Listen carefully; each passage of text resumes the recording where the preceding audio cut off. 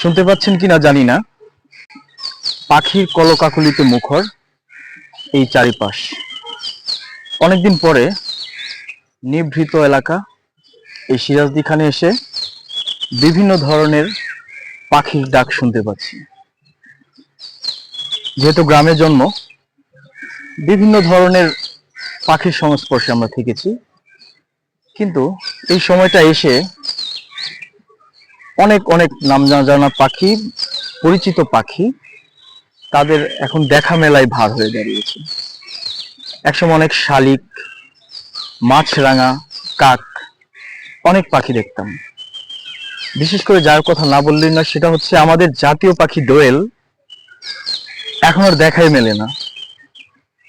আচ্ছা, কি এমন হলো যে পাখি আমাদের দেশ থেকে উধাও হয়ে যাচ্ছে? কেউ কি জানেন?